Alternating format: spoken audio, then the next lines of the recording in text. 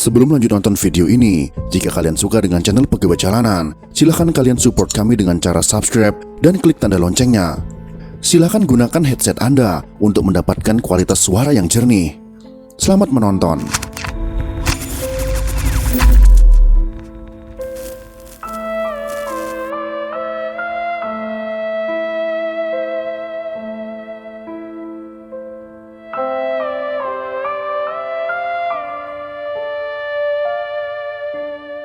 Peristiwa pemberontakan PKI pada tahun 1965 tidak hanya dilakukan oleh anggota PKI yang berasal dari golongan sipil.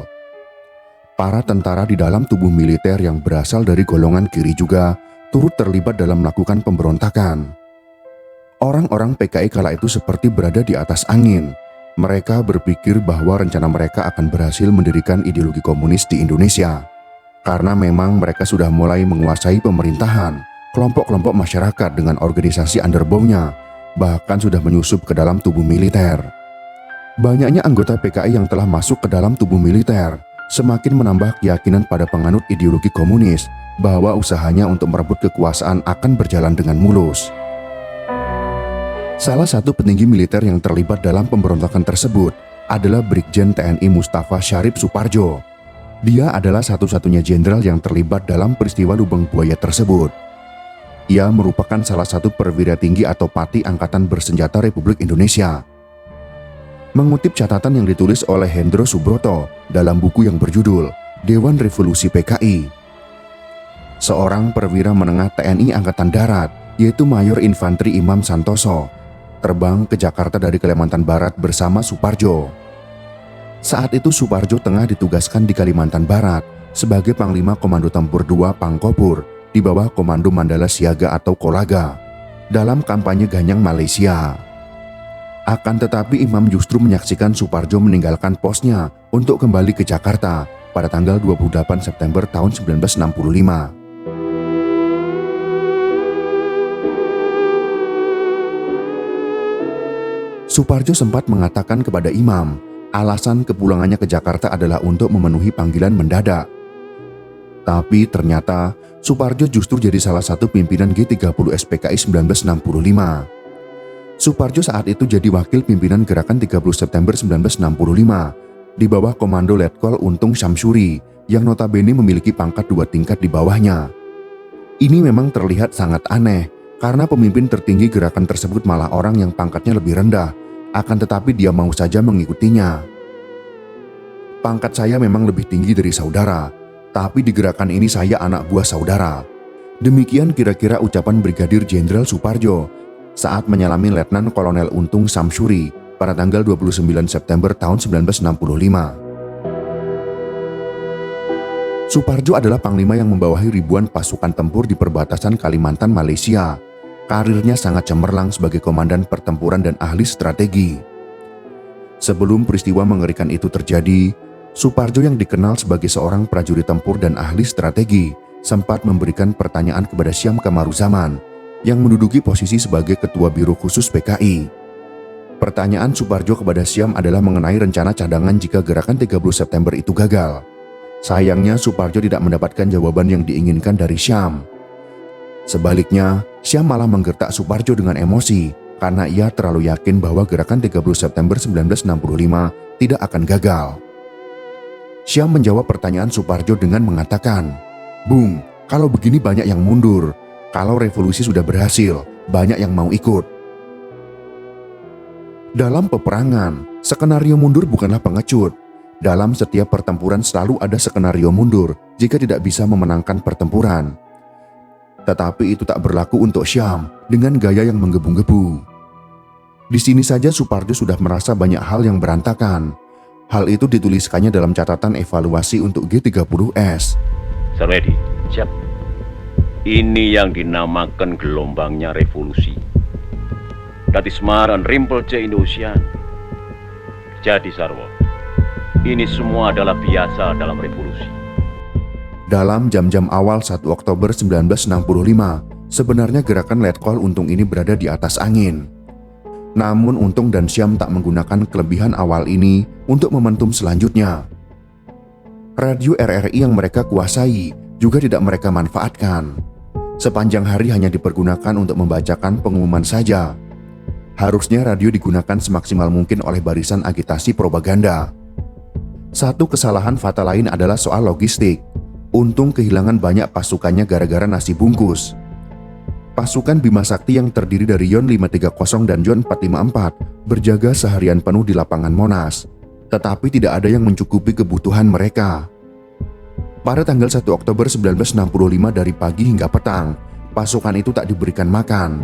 Akhirnya pasukan itu pun kelaparan setengah mati. Padahal dalam sebuah pertempuran, harusnya perut dalam keadaan kenyang. Siapa juga yang mau bertempur kalau perutnya dibiarkan keroncongan?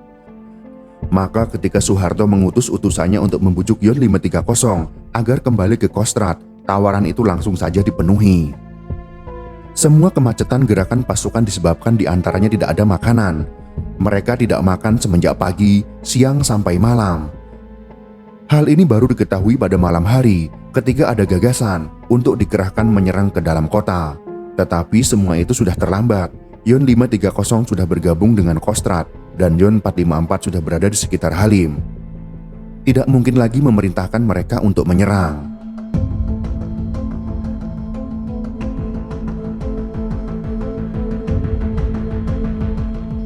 Gerakan 30 September 1965 akhirnya gagal dan membuat Suparjo melarikan diri dan bersembunyi.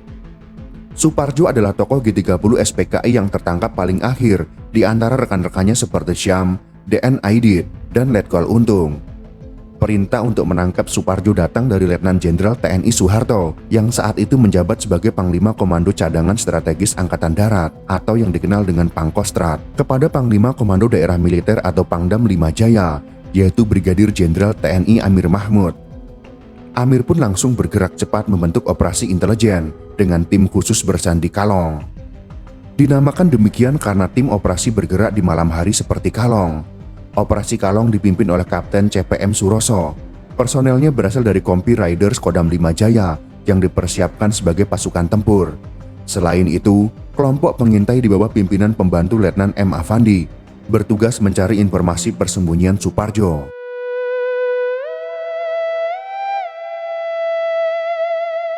Pada tanggal 10 Januari tahun 1967, sebagaimana dilansir majalah Angkasa Vol 17 tahun 1968, lokasi persembunyian Suparjo diketahui berada di Komplek KKO Cilincing, Jakarta Utara. Salah seorang anggota KKO Angkatan Laut, yaitu Mayor Adnan Suwandi, menampung Suparjo di kediamannya. Tim operasi Kalong bergegas menyerbu ke Cilincing, namun Suparjo berhasil melarikan diri menuju Halim Perdana Kusuma. Dalam Dinas Sejarah TNI Angkatan Udara menulis, tepat pada hari Idul Fitri tahun 1967, Satgas Kalong mencium keberadaan Suparjo di rumah seorang prajurit Auri di Halim. Intel gabungan bersama polisi militer Angkatan Udara menggerebek tempat itu. Ketika mereka menggerebek tempat tersebut, tidak ada orang yang ditemukan di sana. Tetapi petugas curiga karena menemukan kopi yang masih panas, jejak kaki di tembok mengarah ke atap, dan KTP atas nama Muhammad Syarif dalam kantong baju yang digantung. Mereka yakin kali ini Suparjo tak akan lolos. Letnan Rosyadi berteriak, "Ayo turun, kalau tidak saya tembak." Terdengar jawaban dari atas, "Baik, saya turun." Dan ternyata memang benar, sosok itulah Brigjen Suparjo yang selama 1,5 tahun mereka kejar siang malam. Suparjo diadili di Mahkamah Militer luar biasa. Pengadilan mendakwanya bersalah atas tindakan makar dan menjatuhi vonis hukuman mati. Suparjo ditahan di rumah tahanan militer Cimahi. Banyak tahanan lain yang terkesan dengan sikap Suparjo selama di tahanan. Sebagai jenderal, dia tak mau diistimewakan. Kalau dikirimi makanan, ia selalu membagi rata dengan tahanan lain. Dia juga sukarela menggosok seluruh toilet dan kamar mandi.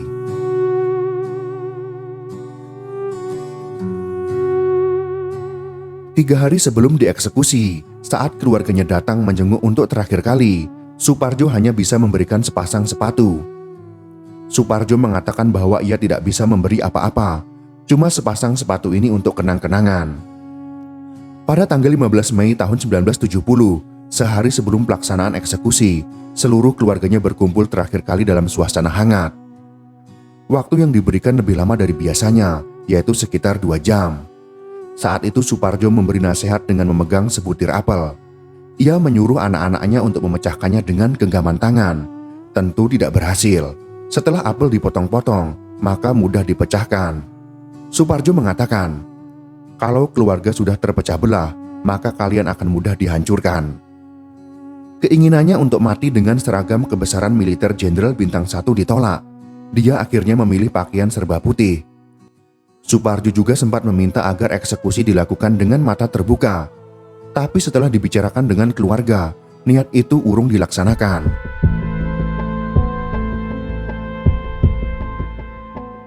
Itulah akhir hayat Jenderal Suparjo yang harus menjalani hukuman mati karena terlibat dalam pemberontakan PKI.